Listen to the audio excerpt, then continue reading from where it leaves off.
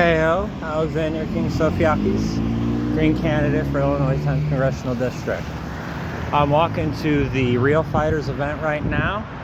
About a 2-hour walk off the closest Milwaukee North line, but you know, when you're not the richest person in Congress taking payday pack trips, you know, this is kind of the life you have to live. You have to actually work for it.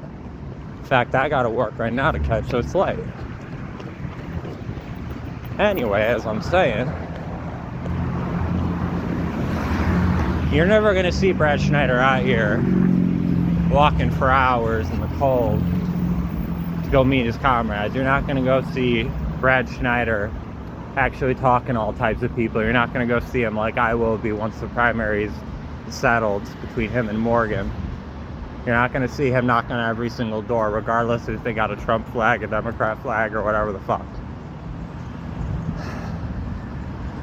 See, the problem is that fundamentally, we have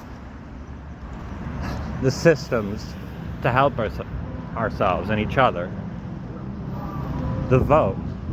Democracy itself was fought over, won easily, and it still has power if we elect people that aren't fake-ass sons of guns like Schneider. He just voted to give Israel another $3.3 billion. He's been giving them billions and billions. It says he respects the veterans, but he's just using them as a freaking prop. People love to demonize people like me that are critical of the war, the military-industrial complex. That, oh, we're disrespecting the troops, but no, that's nonsense. I ever hear someone that's anti-war talk about getting rid of support for veterans, their aid, their health care? No, because we actually do support them. We don't want them, their lives being wasted for a bunch of oil wars and a bunch of nonsense. But Schneider, of course, when American veterans are kidnapped illegally in international waters, has nothing to say. Because he doesn't actually respect the troops. It's not an authentic principle he has. It's just a prop. Same with women. He's been endorsed by a lot of women's rights groups, a lot of reproductive rights groups. He just voted to restrict funding for access to abortion. Yep. Go look it up. His wife has been trading with stocks, healthcare stocks, while he's been on the healthcare subcommittee. He won't advocate for universal healthcare because he's getting paid off by him, the healthcare industry, that is. Go look at his donations. And anybody, I've heard a couple elected officials that come off as very nice. They say, oh, you love Brad, he's a great guy. He could be as friendly as he wants. Doesn't matter. Policy speaks louder than words. Votes speak louder than words. And his votes show that he's a fucking traitor to his own community.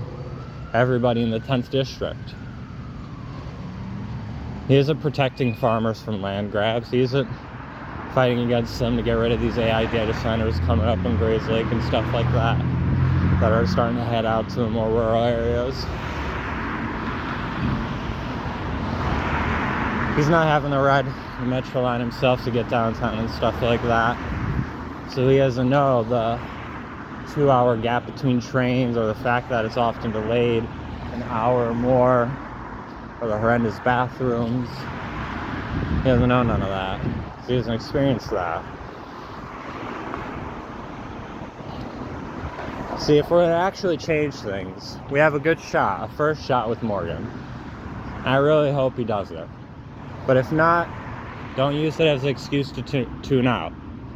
I will be there to keep that momentum going, because we have to get rid of this guy. For the sake of my mother, whose rights he just voted to screw over more with her access to healthcare now being restricted more. On top of the fact that he just doesn't care about our lives. Multiple Americans have been bombed by Israel. He hasn't said anything. Because ultimately, that's who he serves. Anybody who can get into his pockets, get in his interests, when it comes to the end of the day, that's who he's going to vote for.